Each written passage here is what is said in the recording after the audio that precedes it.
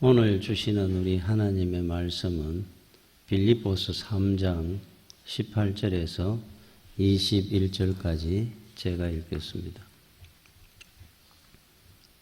내가 여러 번 너희에게 말하였거니와 이제도 눈물을 흘리며 말하노니 여러 사람들이 그리스도의 십자가의 원수로 행하느니라. 그들의 마침은 멸망이요 그들의 신은 배요 그 영광은 그들의 부끄러움에 있고 땅의 일을 생각하는 자라. 그러나 우리의 시민권은 하늘에 있는지라.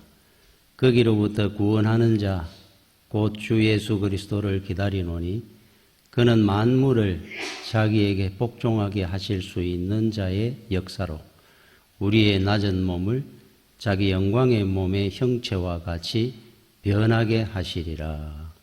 아멘. 오늘 우리 주시는 말씀은 바로 하나님의 말씀의 역사입니다. 그러면서 사도 바울이 18절에 눈물을 흘리며 말하노니 통곡을 하면서 말을 한다. 참 얼마나 가슴이 아프고 마음이 아픈지 통곡하면서 이 말을 하노라 이렇게 얘기를 합니다. 그러니까 믿지 않는 자들에게.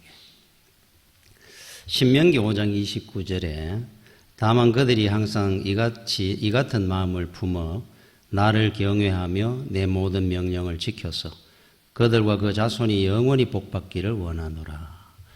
하나님 말씀을 잘 지키면은 내뿐만 아니고 내 후손들, 천대를 하나님이 복을 주시겠다 그럽니다.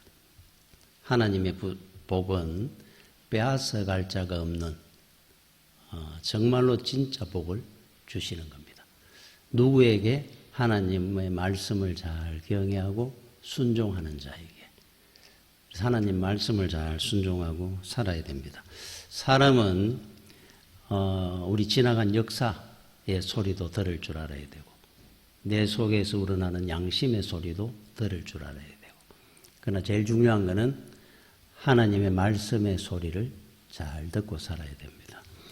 우리 하나님의 말씀에 대해서 제가 한번 말씀드린 기억이 나는데 세 가지 개념, 세 가지 뜻이 있다 그랬죠. 첫 번째 로고스, 창세기부터 요한계시록까지 모든 말씀을 로고스라고 합니다. 그냥 이래 로고스. 두 번째 캐리그마, 하나님으로부터 은혜받은 사람이 자기가 증거하는 말씀. 사도 바울이 로마서라든지 갈라디아서라든지 주님으로부터 은혜받고 그 말씀이 자기 속에 역사를 일으켜서 말씀을 전하게 된 말씀. 캐리그마. 그러니까 캐리그마가 있죠. 야고보 사도가 야고보서, 베드로 사도가 베드로 전후서. 이런 그 말씀들. 그 야고보는 사도가 아닙니다. 야고보, 형제 야고보. 주님의 형제. 그래서 이렇게 캐리그마라고 합니다. 세 번째 중요한 거, 레마.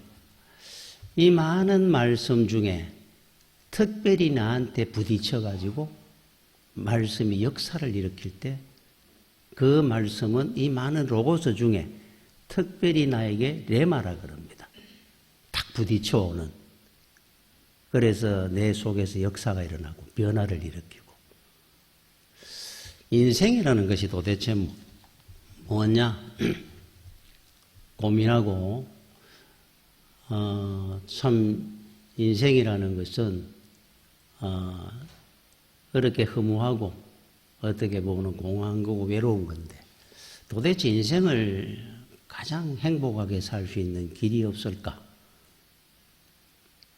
생각하던 중에 어느 날 어느 전도사님이, 그냥 전도사님이었는데 말씀을 전합니다. 저는 어릴 때부터 교회를 모태신앙이니까 늘 10가지, 20가지, 100번을 들었는데 그날따라 어리석은 부자 비유를 하는데 어떤 부자가 그 해에 수확이 많아가지고 창고를 더 지어갖고 꽉 채워놨습니다. 보니까 배가 부릅니다. 내 노후는 배부르게 편안하게 살게 됐구나. 그때 하나님께서 말씀하기를 오늘 밤에 내 영혼을 내가 데리고 가면은 저 많은 것들이 누구 것이 되겠느냐? 네 생명의 길이는 얼마인지도 모르면서 내가 10년, 20년 잘 살 거다 계획을 세우는 것이 얼마나 허무한 것이냐? 그 말씀에 저는 부딪혔어요. 야, 세상을 위해서, 물질을 위해서 산다는 것이 얼마나 허무한 것이냐, 어떻게 보면은. 그럼 어떻게 사는 것이 보람되고 후회 없이 복되게 살 수 있는 길일까? 고민을 하다가 어머니가 늘 나를 위해서 기도하는 신학을 결정하게 된 계기가 되었습니다. 지금은 많은 레마들이 있습니다. 이 성경 말씀을 저는 늘 준비하고 가다 보니까 이 말씀이 나한테 늘 부딪혀오는 말씀들이 있었어요. 자, 말씀의 사람, 충만, 말씀 충만 할 때 레마를 많이 가진 사람을 말씀으로 충만하다 이렇게 표현하는 겁니다. 오늘도 여러분들이 예배를 드리고 가실 때 하나님의 말씀 하나가 여러분한테 탁 부딪히는, 그래서 레마의 말씀을 하나 가지고 가는 은혜로운 시간이 되기를 바랍니다. 유럽을 여행을 하면은, 저는 여행을 유럽으로 가봤습니다만은, 주로 관광 명소를 이렇게 찾아다닐 때, 오래된 성당, 몇백 년씩 된 성당들이 많지 않습니까? 그곳을 많이 이래 간다 그래요. 가면은 석상이나 동상들이 많습니다.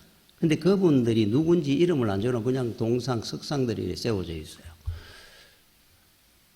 그런데 그분들을 알아보는 방법 중에 하나가 베드로나 사도 바울은 쉽습니다.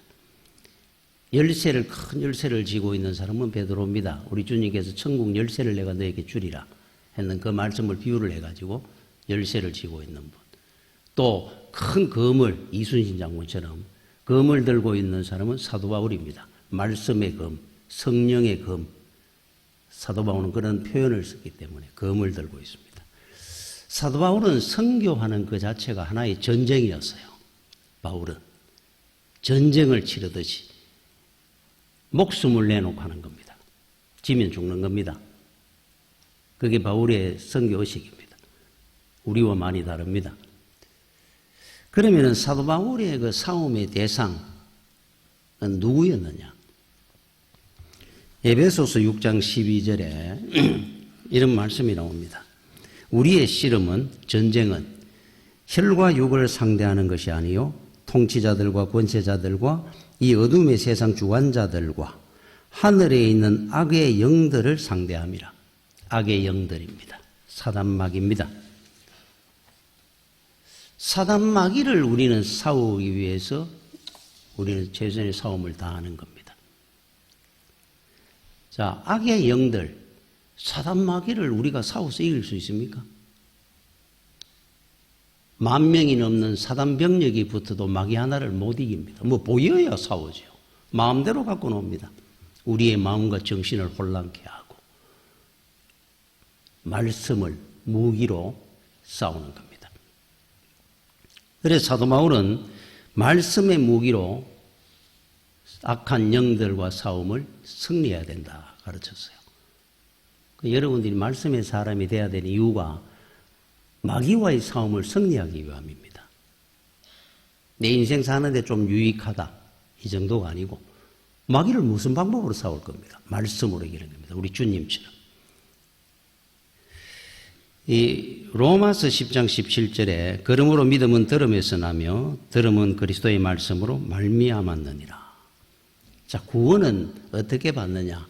하나님의 말씀을 들음으로 구원에 이른다 그럽니다. 복음을 들으면서 우리는 구원을 받습니다.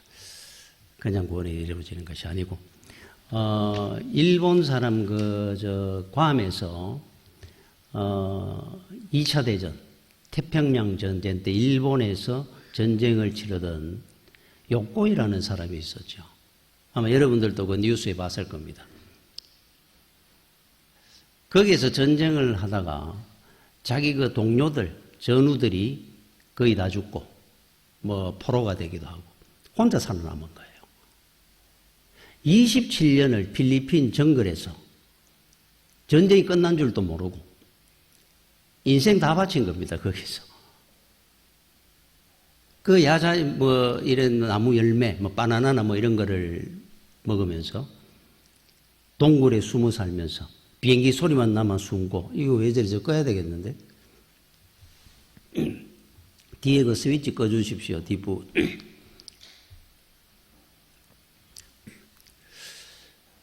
27년을 그래 사는 겁니다. 그 나왔을 때 여러분 TV에 보셨는지 모르겠는데, 물론 제대로 못 먹고 해서 나이가 더 들어 보이는 것도 있겠지만 하얀 노인이 돼가 나왔어요. 평생을 혼자 태평양 전쟁을 치르고 살았는 겁니다. 세상은 이미 다 좋아지고 전쟁이라 하는 게 없어지고 끝난 지가 27년 됐는데, 그동안 전단지도 뿌려지고 처음에 그랬을 겁니다. 이제 전쟁 끝났다고 나오라고. 절대로 안 믿었던 겁니다. 심리적이라 생각하고. 혼자서 그냥 평생 전쟁 치르고 사는 거예요. 얼마나 불쌍합니까? 생각해 보면. 여러분, 복음이 바로 이와 같습니다. 나중에 천국 가면은, 우리는 천국 가니까, 지옥을 가서 산다는 게 참 영원히, 그 엄청난 일 아닙니까? 그때 우리 마음에 그런 생각이 들 것 같아요. 그 사람들을 보면서. 얼마나 불쌍합니까? 진작 좀 듣지. 우리는 들었지 않습니까? 구원을 받았어요. 끝까지 듣고도 안 믿고, 못 들어서 안 믿고, 안 믿는 겁니다. 죽으면 끝나는 거지. 사람은 죽으면 끝나지 않습니다.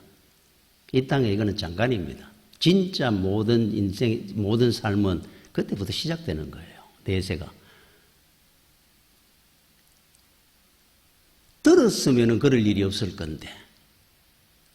여러분, 욕고이라는 사람을 볼 때 우리가 불쌍하게 여기는 거, 그거 아무것도 아닙니다. 정말 불쌍할 것 같아요. 그래서 거지 나사로의 그 비유 속에 나오는 그런 내용이 나옵니다. 엄청난 부자가 그 집에 음식물 쓰레기 나오는 거 주워 먹은 사람이 나사로입니다. 이 사람은 천국 가서 예수 믿고. 그러니까 이 사람은 예수 믿다가 세상 모든 거 다른 거 다 잃어버린 겁니다. 그러니까 거지 된 사람이에요. 예수가 1순위였으니까. 자, 그런데 이 부자는 세상 즐기다가 예수 안 믿고 가서 지옥을 가서 보니까, 이야, 이거 큰일 났구나.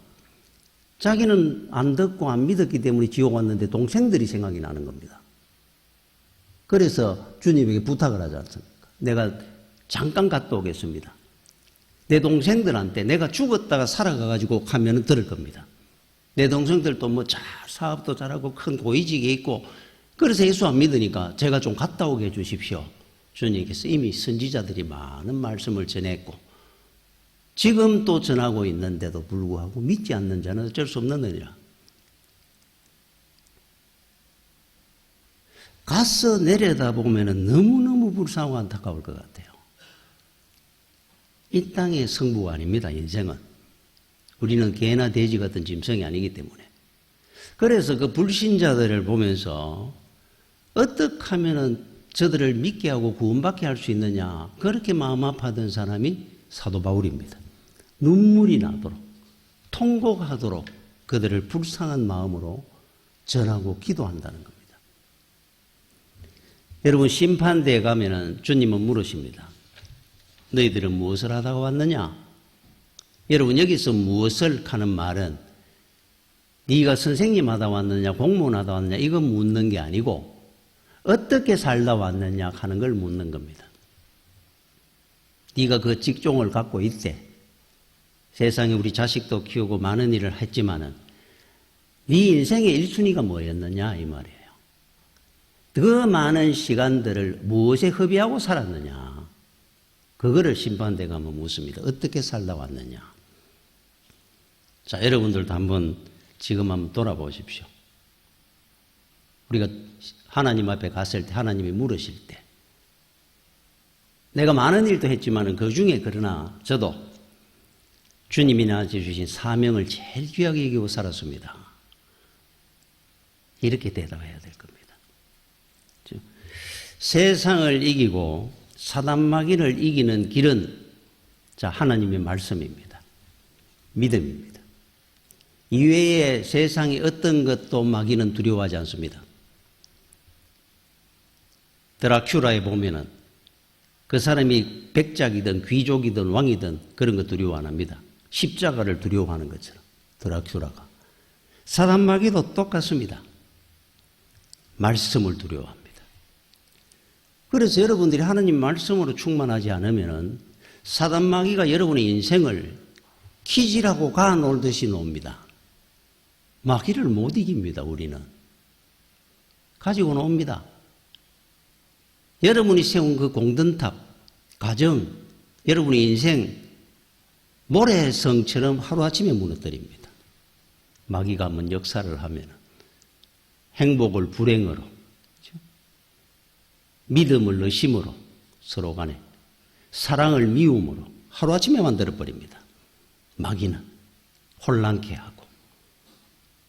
막을 길이 없습니다, 우리는. 가지고 놉니다. 제가 한번 그 이야기를 한번 드렸는데 참 안타까운 일 중에 하나가 이 혈액형을 남편이 자기 혈액형을 잘못 알아가지고 아이를 낳았는데 자기 아내하고 자기 혈액형이 안 맞는 겁니다. 자기 혈액형을 자기가 지금 잘못 아는 줄 모르고 자기는 확실하다는 거예요.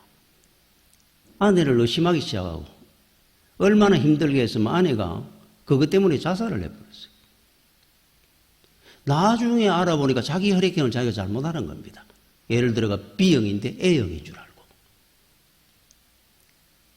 그 누가 그러겠습니까? 아니, 그렇다고 해서 아내와 살아가면서 그거 가지고 가정이 부서지도록 싸움을 하고, 그 누가 그렇게 만들 것 같아요? 마귀가 하는 겁니다, 마귀가. 마귀를 우리는 이겨야 됩니다. 하나님의 말씀으로. 누가복음 4장 13절에 마귀가 모든 시험을 다 한 후에 우리 주님에게 시험을 했지 않습니까? 40일 금식하고 난 뒤에 얼마 동안 떠나니라. 얼마 동안 떠납니다. 여러분, 우리가 한번 이겼습니다. 그러면 마귀는 도망가고 끝났으면 다음 두 번 다시 역사를 안 하는 줄 압니까? 얼마 동안 갑니다. 얼마 동안. 이틀 가기도 하고 5시간 가기도 하고 3개월 가기도 하고. 그래서 여러분들이 나는 요즘 너무너무 행복합니다. 건강합니다. 우리 가정이 너무 기쁘고 좋습니다. 자녀들하고. 얼마 동안 떠난 겁니다, 마귀가. 그럴수록 더 긴장하고 기도하고 말씀으로 충만하지 않으면 레마를 많이 가지고 있으라는 거예요. 충만하지 않으면은 또 역사합니다. 마귀가 한번 끝났다고 끝나겠습니까? 무너뜨립니다. 결국은 무너뜨리러 옵니다. 얼마 동안 갖는 거니까. 그 서울구치소에 그 매년 서울의 어느 교회에서 부활절 예배를 드립니다. 가서. 드리는데, 거기 가서 있으면 전부 이제 예수 믿는 사람들 뭐 이래 나와가지고 예배를 드리겠죠. 수감자들 중에.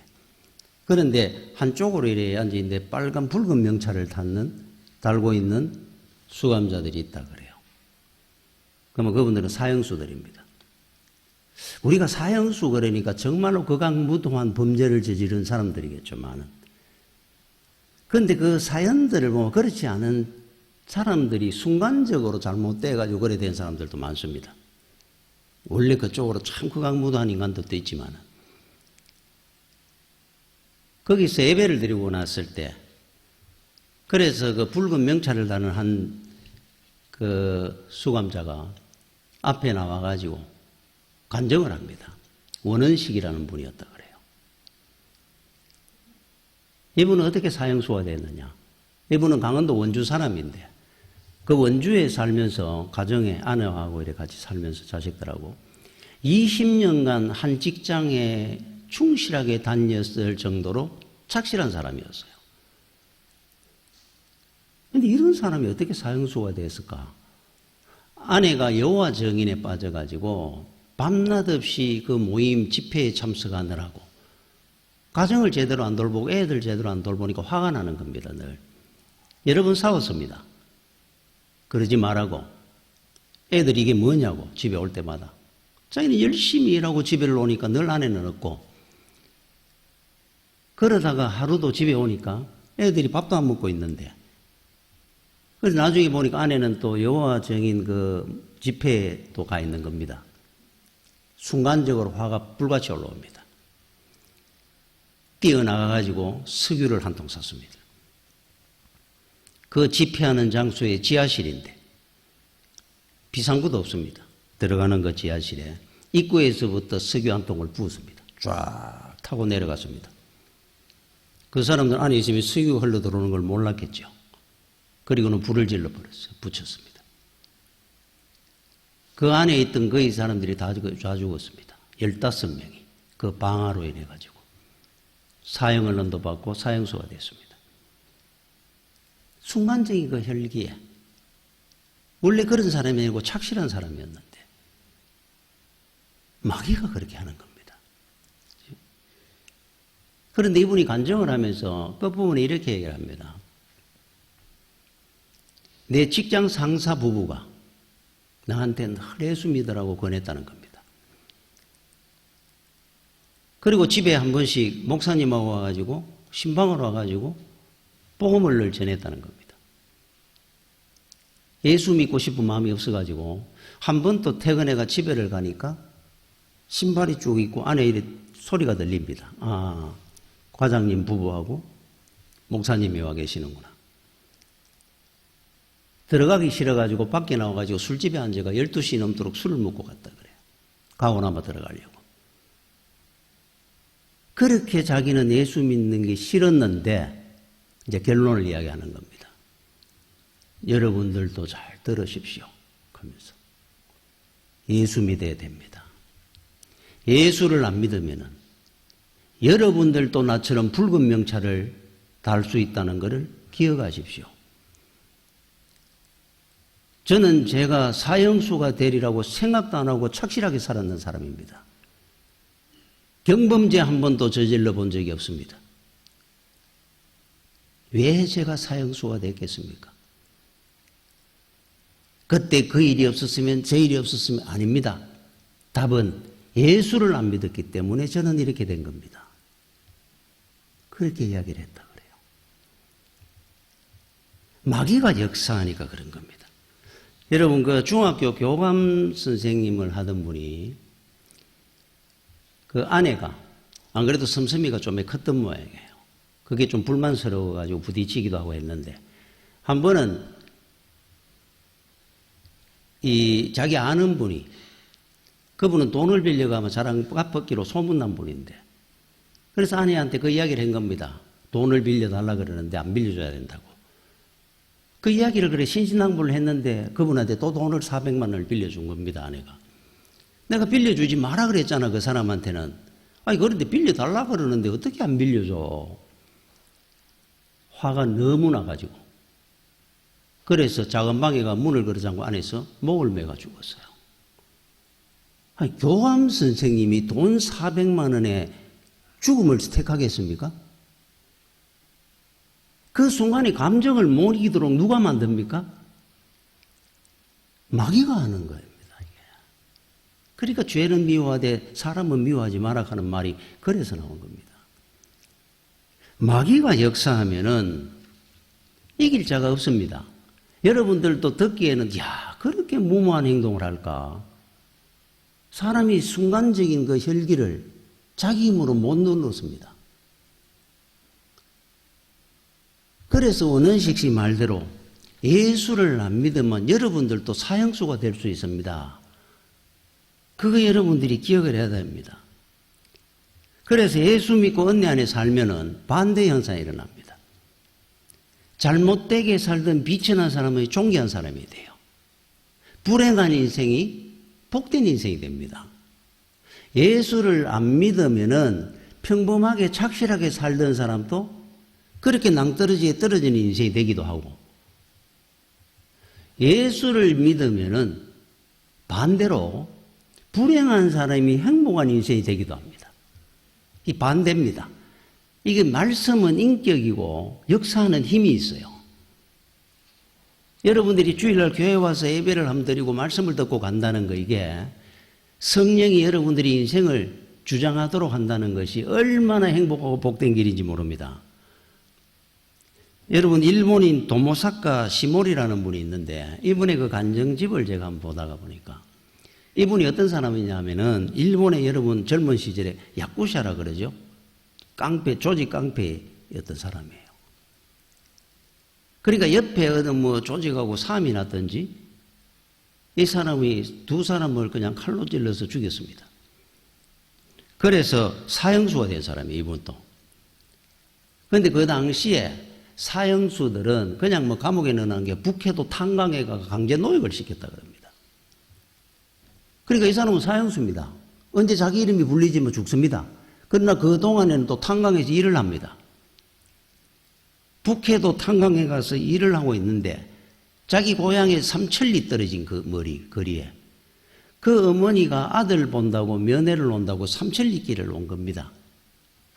그래서 아들을 만나가지고 눈물을 흘리며 제의를 하고 가면서 옷가지라든지 떡이라든지 이런 걸 전해주고 마지막으로 하나가 붙여넣는 게 성경책입니다. 그래 자기가 이건 뭡니까? 성경이니까 틈이 날 때마다 한번 읽어봐라. 그냥 옆으로 던져놨습니다. 같이 있는 사람들이 야 이거 담배 하나 말아 피우면 좋겠네 찢어갔습니다. 자기도 그렇게 했다 그럽니다. 그런데 한 번은 생각을 하니까 어머니 생각이 불컥 납니다. 너무 마음이 아픕니다. 눈물이 나고. 그래서 어머니가 갖다 준 그 성경책 이 3천리 먼 길에 오면서 가져왔던 그 책 한 번도 본 적도 없습니다.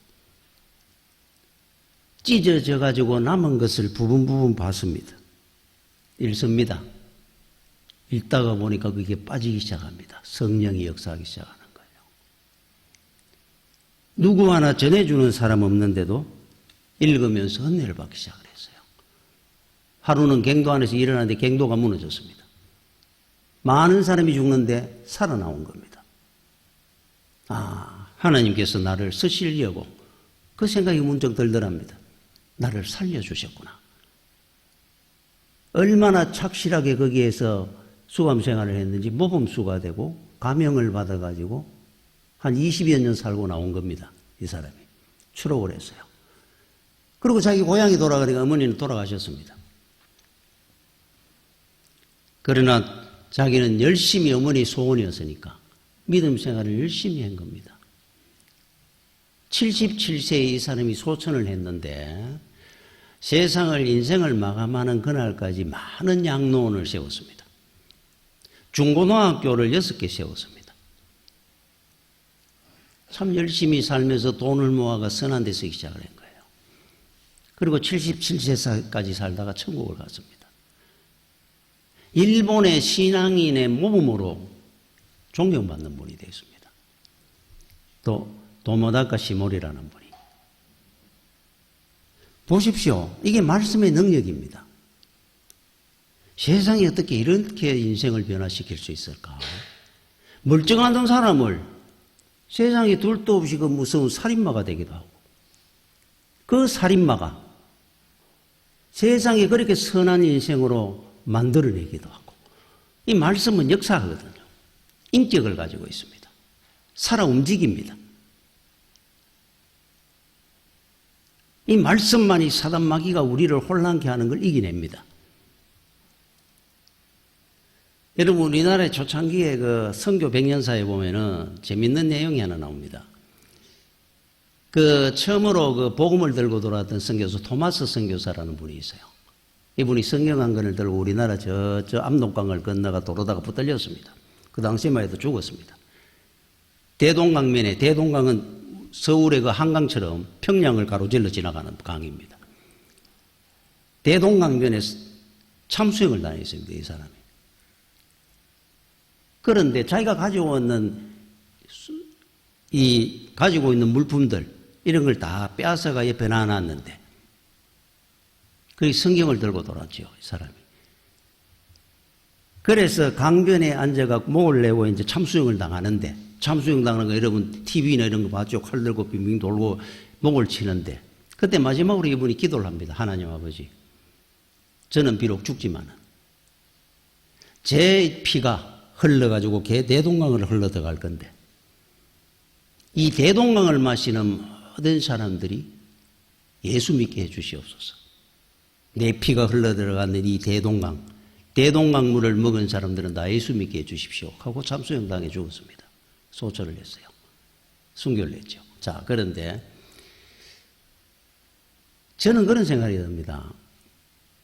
우리나라가 옛날에 예수 제일 잘 믿었는 도시가 어딘 줄 아면 평양입니다. 평양. 제2의 예루살렘이라고 그랬어요. 이북 사람들이 예수 정말로 잘 믿었거든요. 이남 사람들보다.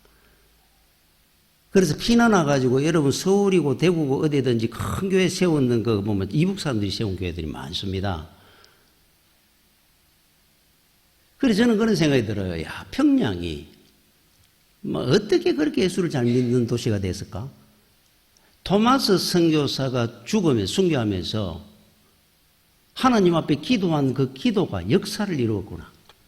저는 그런 생각이 듭니다. 평양 사람들이 대동강물을 먹으면서 예수 믿는 사람이 그렇게 많아졌을 거라고 저는 믿어요. 그런데 이 토마스 선교사의 목을 쳤던 참성을 시켰던 광군이 누구냐면 박충건이라는 사람입니다. 이 사람 선교 100년사에 박충건 집사로 나옵니다. 이 사람이 토마스 선교사 참석을 시켰던 광군입니다. 이 사람은 그냥 그거 갖다 버리는 책이니까 그 당시에 불태우고 성경책 하나를 들고 온 겁니다. 왜냐하면 종이가 워낙 좋아가지고 그 당시에 종이 귀한 시절에 그걸 가지고 벽지로 이렇게 갖다 붙이고 이렇게 썼는 겁니다. 찢어가. 집에 와가지고 어떨 때 잠을 잔다고 아니면 낮에 잠깐 쉬러 온다고 누우면은 왼쪽으로 누우면 마태복음, 오른쪽으로 누우면 누가복음, 이쪽 복음처럼 갖고 왔는.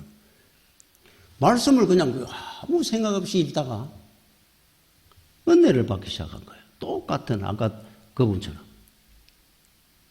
그래서 예수 믿기 시작하기 믿었고 예수를 그냥 자기 혼자 보면서 이래 보다 보니까 그게 이해가 잘 안 되니까 그 당시에 1899년도에 모페 선교사라는 분이 있었거든요. 그분의 전도를 받고 본격적으로 예수를 믿은 분이에요. 개척교회를 많이 설립했습니다. 이분이.